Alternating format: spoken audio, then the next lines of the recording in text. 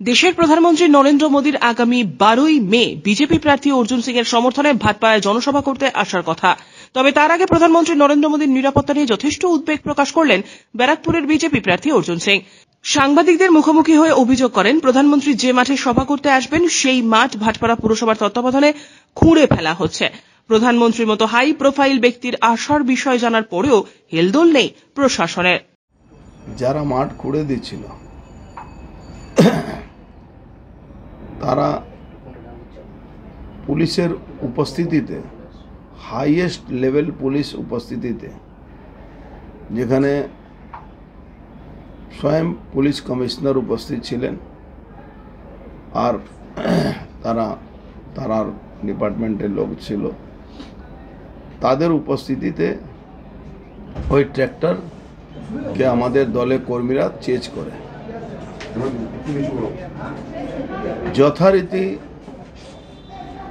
ট্র্যাক্টরের যারা ড্রাইভার ছিল সে বলল আমাকে পৌরসভা নির্দেশ দিয়েছে এটা খুঁড়ে দেওয়ার জন্য, অথচ সেই জিলেবি মাঠটা পৌরসভার নেই। এই মাঠটা পেপার মিল একটা সময় ছিল, এখন টিটাগড় বাগানের আন্ডারে এই মাঠটা আছে, ওদের প্রপার্টি আছে, ওদের পার্সোনাল প্রপার্টি আছে।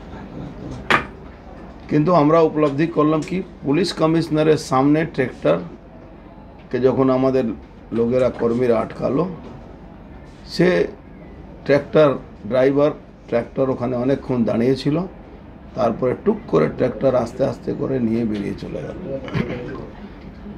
একটা অত বড় ঘটনা, যেখানে মাঠের মিটিং হবে, নিরাপত্তা, একটা প্রধানমন্ত্রী নিরাপত্তা মানে আমার দেশের সর্বোচ্চ নিরাপত্তা, সেখানে ঠিক যে কায়দায় পাঞ্জাবে খালিস্তানিরা এমন একটা কাজ করেছিল যাতে প্রধানমন্ত্রীকে ওভারব্রিজের উপরে দাঁড়িয়ে 10 মিনিট ওয়েট করতে হয়েছিল, সেই ধাঁচে সেই কায়দায় এখানে এই নিরাপত্তার গাফিলতি পুলিশ প্রশাসনের দ্বারা, ব্যারাকপুর পুলিশ কমিশনারের দ্বারা করা হয়েছে।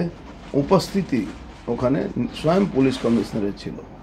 আমি বুঝতে পারছি না কাদের নির্দেশে, কে কোন গডফাদার নির্দেশ দিয়েছিল কি এই ঘটনাটা ওখানে এখন পর্যন্ত ওনার সামনে ওই ট্র্যাক্টর যে অপারেটর ছিল তাকে গ্রেফতার করা হয়নি, একটা এফআইআর করা হয়নি,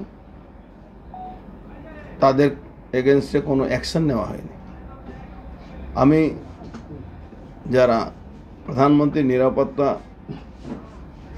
যারা দেখভাল করেন তাদেরকে আমরা এসপিজিকে আমরা এই নিয়ে অফিসিয়ালি কমপ্লেনও করব।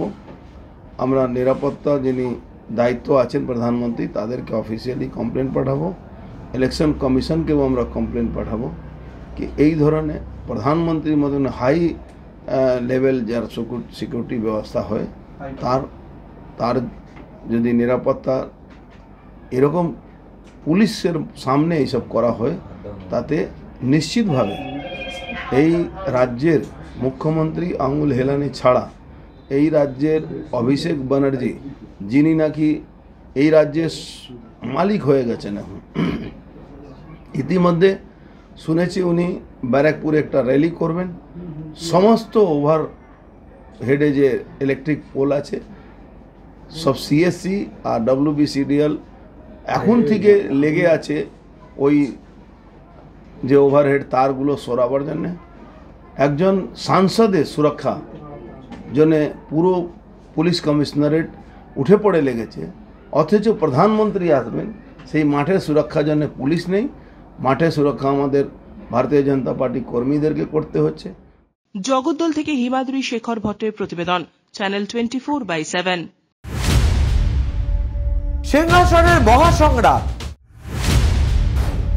মসনদ দখলের লড়াই 2024 দেখতে চোখ রাখুন চ্যানেল 24/7 এর পর্দায়।